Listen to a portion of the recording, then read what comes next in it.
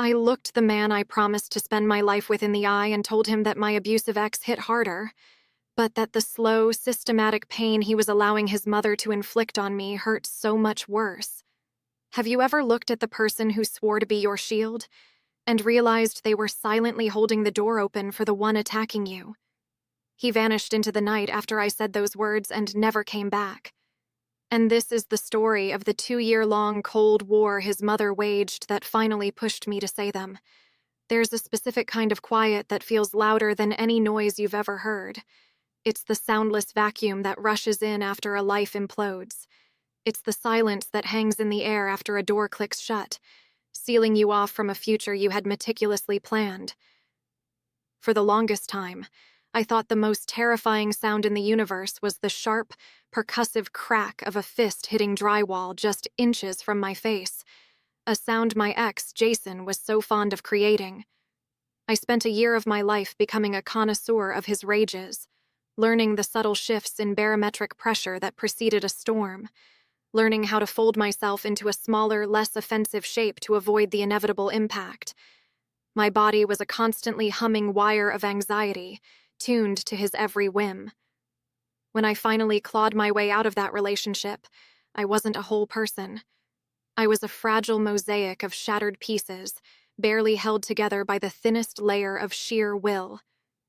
In the sanctuary of my new, empty apartment, I made a solemn promise to the ghost of the girl I used to be, a vow whispered into a tear-soaked pillow. Never again. Never again would I allow someone to make me feel like a storm to be weathered, a problem to be managed.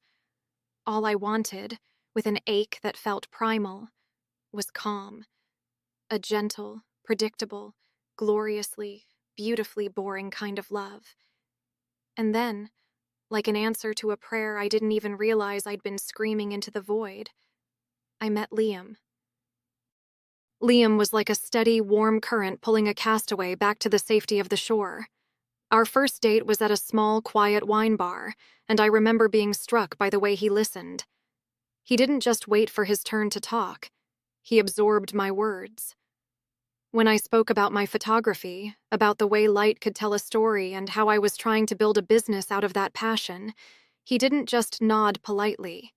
He asked questions. What kind of light is the most challenging? What story are you trying to tell with that portrait series? He saw the professional, not the hobbyist, from the very first night. He saw me. He was a financial analyst in Chicago, a man whose world was built on the clean, predictable elegance of code, logic, and steady market progressions.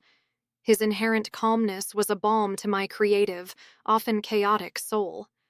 He grounded me, not by tying me down, but by providing a foundation so solid I felt I could finally leap. With him, the constant high-frequency hum of anxiety that had been my lifelong companion finally faded to a whisper. He was safety, not as an abstract concept, but as a tangible presence beside me in the dark. We built a beautiful, tangible life in a sun-drenched apartment in Lincoln Park. The morning light would spill across the warm hardwood floors, illuminating the dust motes dancing in the air. The space was a perfect blend of us. His minimalist, orderly furniture and my vibrant, chaotic stacks of photography books and equipment. I remember late nights, the glow of my monitor illuminating my face as I edited a wedding shoot, and him walking in with 2 mugs of coffee, not saying a word, just placing one beside my hand and sitting quietly with me. He celebrated every new client, every published photo, with a sincere joy that made my success feel like our success. For 2 wonderful years, our life was a masterpiece of peace, a quiet symphony of mutual respect and gentle love. Which is why I was so utterly, devastatingly unprepared for his mother, Brenda. Our first formal meeting was for a Sunday brunch at their family home in Kenilworth, one of those old-money suburbs where the houses are more like institutions, and the silence on the streets feels curated and heavy. The moment I stepped inside, I felt like I was an unvetted specimen under a microscope. The air smelled of lemon polish and old roses, and the walls were lined with ancestral portraits of people with Liam's eyes, all of them seemingly passing judgment. I was a nervous wreck, My desire for his family to love me so intense it was a physical ache in my chest. I had chosen my conservative floral dress with the precision of a bomb disposal expert, brought an orchid that cost more than my weekly groceries, and mentally rehearsed a list of benign conversation topics. Liam's father, Thomas, was a quiet, kind man with a gentle demeanor who seemed genuinely interested in my work, asking thoughtful questions about my transition from film to digital.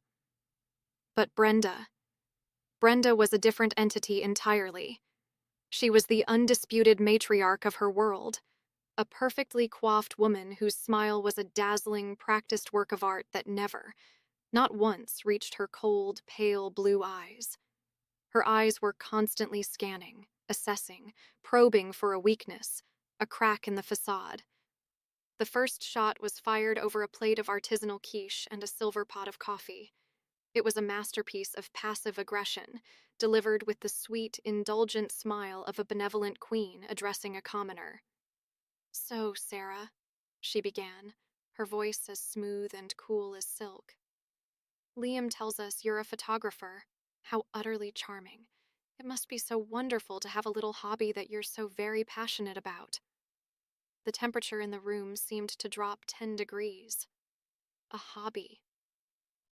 With one perfectly chosen condescending word, she had reduced my 60-hour work weeks, my hard-won corporate clients, my sleepless nights wrestling with creative blocks, the sheer, unadulterated grit it took to build a business from the ground up in a city like Chicago, to the equivalent of scrapbooking or needlepoint. A hot, prickly flush of embarrassment crept up my neck, but I forced a bright, tight smile. "It's a bit more than a hobby, Brenda. It's my career. I run my own company, and I'm proud of what I've built." "Oh, of course you do, dear," she said, waving a dismissive, perfectly manicured hand as if shooing away a fly. "Whatever you want to call it. I just think it's so very fortunate that you have Liam. His job at the firm is so stable, so important. It gives you the freedom, doesn't it, to pursue your creative passions without all the real-world financial pressure. He's always been such a generous soul, my Liam." And there it was. The first cut, delivered with surgical precision. The message was crystalline. "You are not one of us. You are a flighty arts and crafts girl my son is indulging. You are a financial risk. You are a dependent. And he is the noble benefactor of your little artistic pursuits." Liam shifted uncomfortably beside me, a slight frown creasing his brow. "Mom, Sarah is incredibly successful. Her work is featured in some major publications. She works harder than anyone I know." Brenda turned her brilliant, icy smile on him, completely disarming and deflecting his defense. "Of course she does, my sweet boy. You always see the absolute best in everyone. It's your most admirable and sometimes, my dear, your most vulnerable quality." In one swift, breathtaking move, she had twisted his attempt to defend me into a compliment about his own virtuous, perhaps naive generosity. She had reinforced her narrative. I was the questionable choice, and he was the generous soul who had chosen me. The rest of the brunch was a blur of humiliation. I mechanically moved food around my plate, the taste of my own shame coating my tongue. On the long, quiet drive back to our apartment, Liam reached over and took my hand. "Hey," he said softly. "Don't pay any attention to my mom. She's just from a different world, a different generation. She doesn't really get the whole freelance, work-from-home thing. She means well, honestly. Don't be so sensitive. She means well. Don't be so sensitive." The two most dangerous phrases in the English language. They weren't an explanation. They were an excuse. A shield he used to protect her, and the first bar of a cage he was slowly, unconsciously starting to build around me. That brunch wasn't an isolated incident. It was the opening salvo in a cold war that Brenda waged with the devastating precision of a seasoned general. Her objective was chillingly simple: to methodically and relentlessly dismantle my confidence, my relationship with her son, and my very place in his life, until I was so broken and isolated that I would simply vanish. Her methods were insidious, a masterclass in psychological warfare, always cloaked in the guise of helpfulness or maternal concern, giving her perfect, plausible deniability. The next major battle was our engagement party. We decided to host it at our apartment, a celebration of our life and our friends. I had a specific vision: intimate, warm, with string lights casting a golden glow, a playlist of our favorite songs, and food from a small catering company I loved. When Brenda heard, she insisted on helping. "Oh, let me handle the invitations, darling," she'd chirped over the phone, her voice dripping with false bonhomie. "It will be my engagement gift to you. We'll make them absolutely perfect, from a wonderful little letterpress shop I know." Against my better judgment, I relented. How could I say no without seeming ungrateful? I sent her the guest list, a meticulously organized spreadsheet with names and addresses clearly divided into bride's side and groom's side. I trusted her. That was my second, and much larger, mistake. A week before the party, my phone started buzzing. It was my maid of honor, Kate, her voice a mixture of confusion and hurt. "Sarah, I just got your engagement party invitation. It's beautiful, but it says it's for next Saturday. Did I misunderstand the date?" My blood ran cold.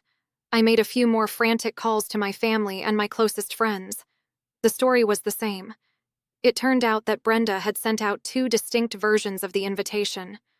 All of my friends and my side of the family received invitations with the wrong date. All of Liam's family and her personal friends received invitations with the correct one.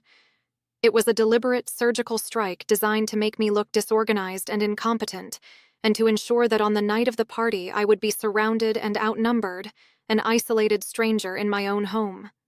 When I confronted her, my voice shaking with fury, her eyes widened with a theatrical performance of shock and horror. "Oh my goodness, there must have been a dreadful printing error. That awful shop must have mixed up the proofs. How absolutely dreadful. I am so sorry, dear.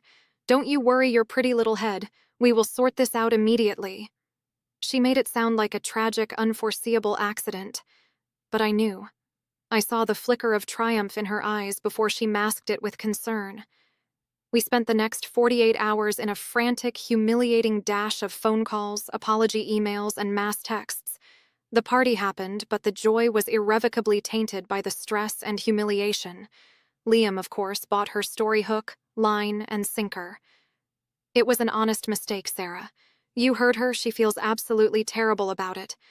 Let's not make her feel any worse by dwelling on it." He was so desperate to maintain the illusion of a peaceful, loving family. He couldn't see that he was sacrificing my peace in the process. Then came Liam's 30th birthday. I spent months searching for the perfect gift, something that spoke to his soul. I knew he was a massive history buff with a particular obsession with Winston Churchill. After weeks of scouring online auctions and contacting rare book dealers across the country, I found it. A signed first edition copy of Churchill's The Gathering Storm. It was incredibly expensive, costing me nearly a month's profit, but I knew he would be floored. On his birthday morning, I presented it to him in a carefully wrapped box. His eyes lit up with a genuine boyish delight I hadn't seen in a while. He was genuinely touched, tracing the faded ink of the signature with a look of pure awe.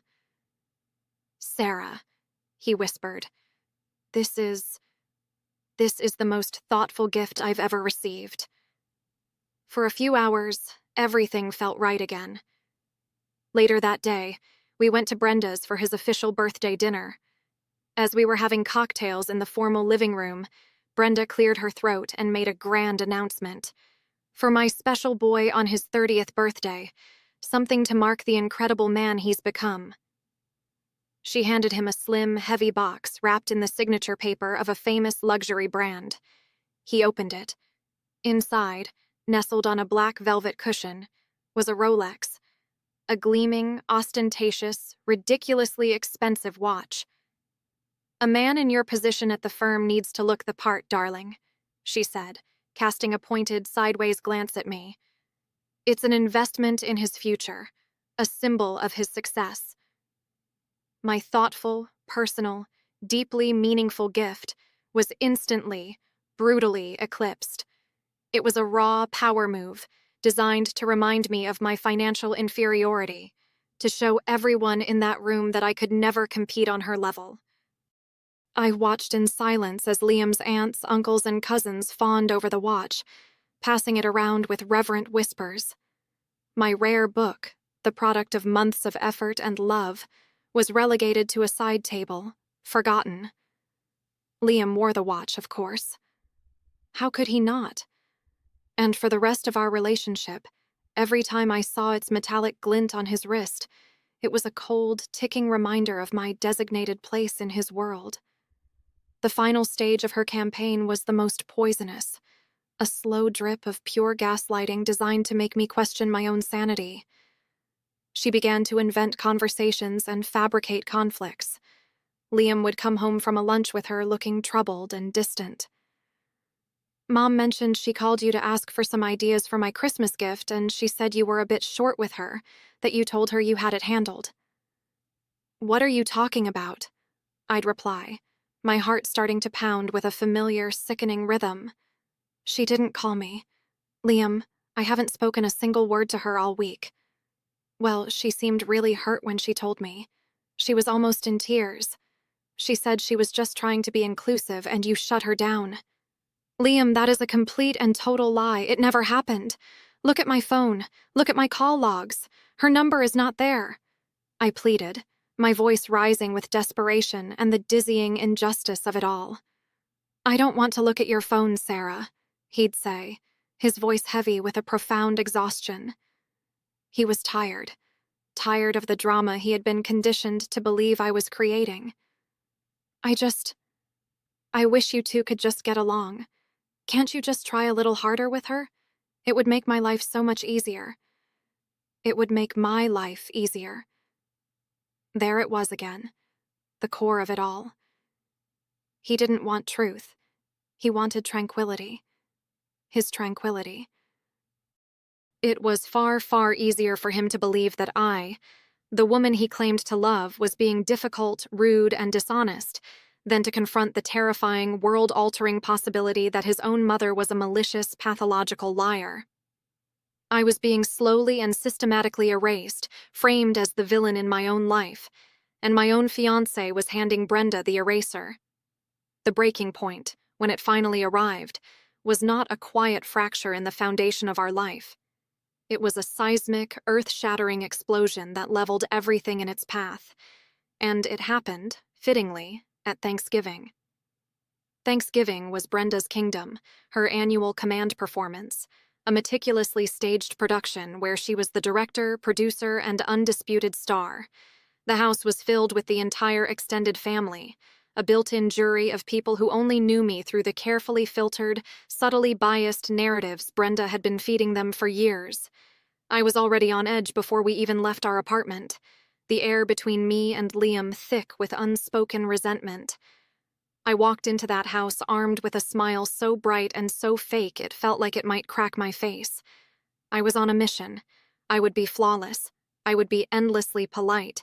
I would be unfailingly helpful. I would be so utterly, flawlessly unimpeachable that not even Brenda, in all her malevolent creativity, could find a single flaw. It was, of course, a fool's errand. You cannot win a game that is rigged against you from the start. The ambush came, as it always did, when my guard was at its lowest. It was after the massive dinner, during the dessert course. Everyone had migrated to the living room, holding plates of pumpkin pie and cups of coffee. The atmosphere was warm, drowsy, and thick with the smell of cinnamon and roasting turkey. I had found a small, out-of-the-way ottoman to sit on, feeling blessedly anonymous for the first time all day.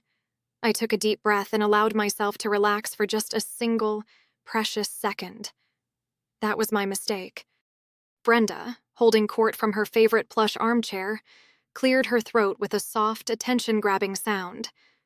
The low hum of conversation in the room immediately died down. "You know," she began, her voice carrying across the room with the practiced ease of a public speaker, "I was having the most fascinating conversation the other day with my dear friend Beverly, whose daughter, as you know, is a therapist. We were talking about relationships, and the psychology of it all is just so interesting." She paused, her icy blue eyes sweeping the room to ensure she had everyone's rapt attention. Then, her gaze landed on me, and it stayed there, pinning me in place.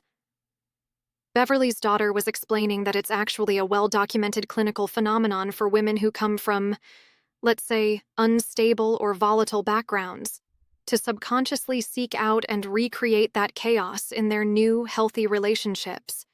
It's like they become addicted to the drama, you see. Their nervous system is so accustomed to crisis that they simply don't know how to function in a peaceful, healthy, stable environment. They mistake tranquility for boredom and will provoke conflict just to feel something familiar. Every single eye in that room turned to me. I could feel the blood draining from my face, a cold, prickling sensation spreading across my skin. She wasn't just talking about some abstract psychological theory from a textbook. She was talking about me. She was talking about my abusive ex, Jason. She was taking the most painful, humiliating, and traumatic experience of my entire life, a secret I had shared with her son in a moment of ultimate vulnerability, and she was turning it into a fascinating piece of dinner party gossip, a juicy psychological tidbit for her family's morbid entertainment. She wasn't finished. She leaned forward, her voice dropping into a tone of sickening, feigned sympathy that made my stomach turn. "I'm just so incredibly thankful that my Mark is such a strong, stable, patient man. Lord knows it takes a special kind of constitution to be with someone who has, well, someone with that kind of emotional baggage. We've all been a little worried for him, of course, but we just pray every day that he's strong enough to lead by example and show Sarah what real, lasting peace feels like." It was a breathtaking, monstrous act of cruelty. It was character assassination disguised as maternal concern. In the space of 30 seconds, she had painted me as a broken, damaged, drama-addicted creature, a walking red flag, a charity case that her heroic, long-suffering son had so nobly taken on. I looked at Liam. My eyes were screaming at him, pleading with him. Do something. Say something. Stand up. Shout, "That's enough, Mom. Fulfill the promise of safety you made to me in that wine bar 2 years ago. Be the man I thought you were. Be my partner. Be my shield." He did nothing. He just stared intently down at the remnants of his slice of pie, his knuckles white as he gripped his fork. He wouldn't meet my gaze. He wouldn't look at me. He was a statue carved from cowardice. He was choosing the path of least resistance, the path of his own comfort, even if that path was being paved directly over my shattered soul. He was letting it happen. In that single, silent, terrible moment, the love I had for him, the trust, the 2 years of carefully constructed safety, it didn't just break, it vaporized. It turned to ash and blew away on the wind of his deafening cowardice. I stood up, my body trembling with a rage so profound it felt like it was the only thing holding my skeleton together. Without saying a single word, I turned and walked out of the room. I grabbed my coat and my purse from the hook by the door, the movements jerky and robotic, and I left his family home. I didn't wait for him. I didn't look back. The drive back to our apartment was a 20-minute blur of hot, angry tears and a white-hot rage that seemed to burn behind my eyes. I got back to our apartment, the place that was supposed to be our sanctuary, and the silence inside was heavy and suffocating. He arrived 20 minutes later. He walked in, closing the door softly behind him, the very picture of a man cautiously approaching a wounded animal, a man trying to de-escalate a situation he had single-handedly allowed to spiral into a Category 5 hurricane. "Sarah?" he started, his voice soft and placating, the voice he used when trying to soothe a child. "Look, I know you're upset. She shouldn't have said that stuff. It was completely out of line." "Upset?" I wheeled on him, my voice a low, dangerous hiss I didn't recognize as my own. "Upset? Liam, she took my history of being physically abused and she announced it like it was a fun fact at a dinner party. She diagnosed me as a drama addict because a man used to beat me. And you just sat there. You did nothing. You said nothing. You let her. What was I supposed to do, Sarah? He said, his voice finally rising in frustration, the victimhood already creeping in. Flip over the dessert table? Make a huge scene in front of my entire family on Thanksgiving? Sometimes you just have to pick your battles. Sometimes, for the sake of peace, you just have to let things go. For the sake of peace. His peace. Not mine. His comfort. His desperate, pathetic desire to avoid confrontation at any cost. He was asking me to quietly absorb the poison so he didn't have to deal with the messy fallout of an antidote.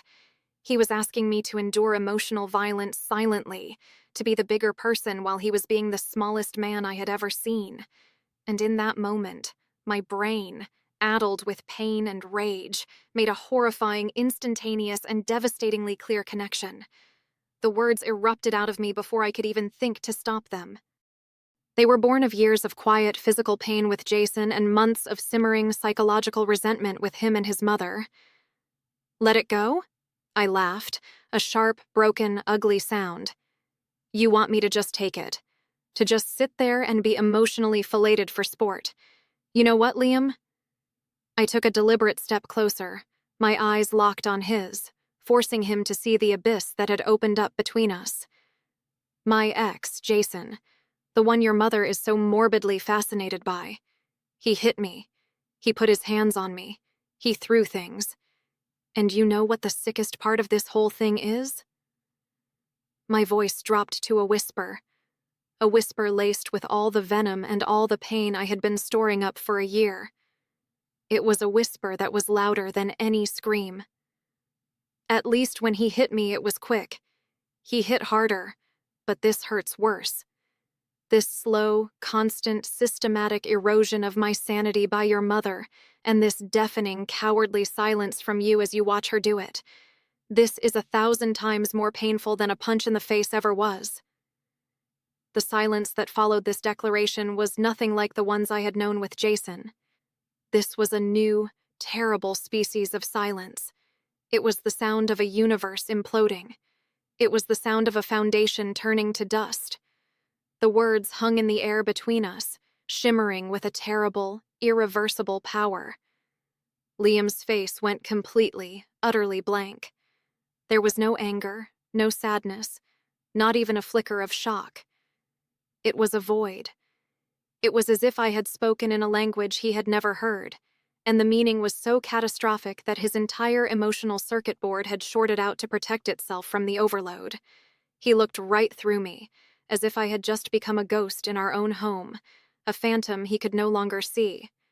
He didn't yell. He didn't argue. He just blinked slowly. Once. A long, languid blink that seemed to last an eternity.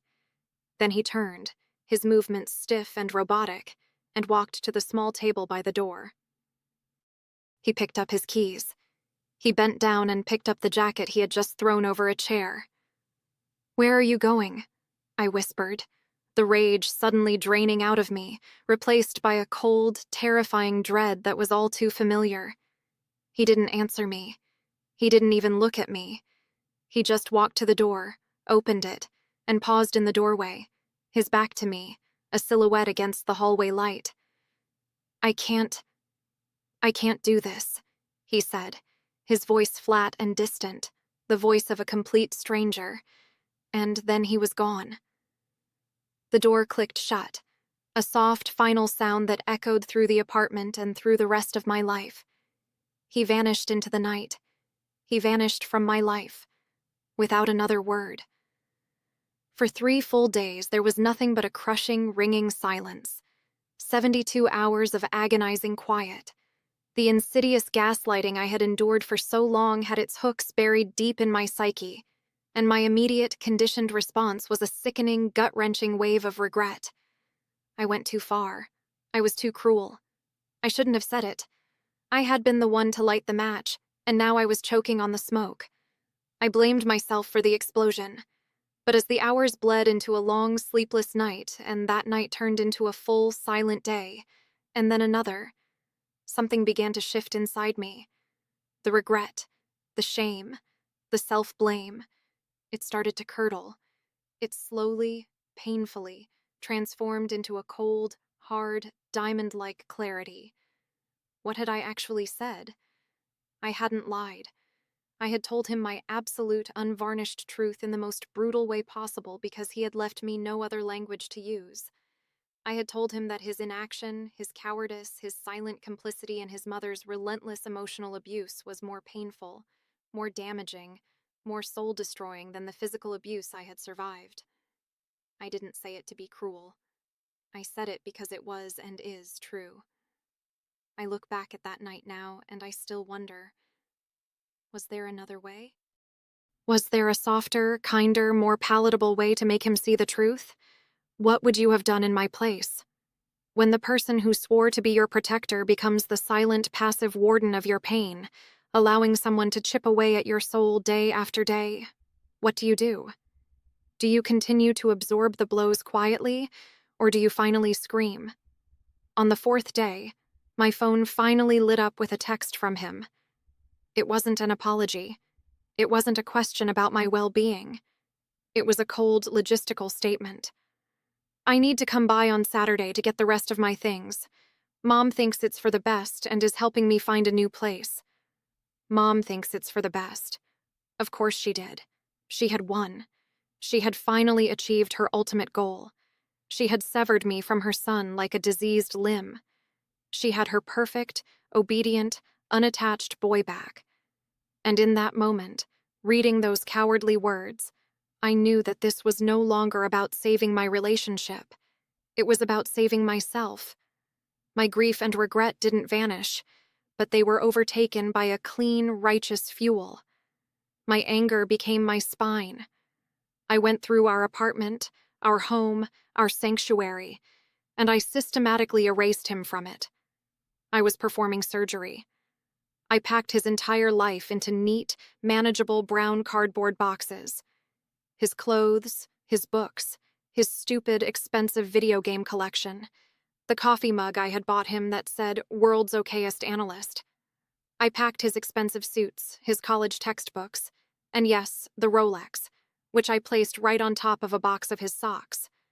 I was excising a tumor from my life, and I was going to be meticulous about it. When Saturday came, I was ready. I showered, did my makeup, and put on an outfit that made me feel strong. I was calm. When he knocked on the door at 2 p.m. right on time, I took a deep, steadying breath before I opened it. My heart still stuttered for a painful second. He wasn't alone. Brenda was standing right behind him, her hand placed proprietorially on his arm, a look of somber, performative support etched onto her face.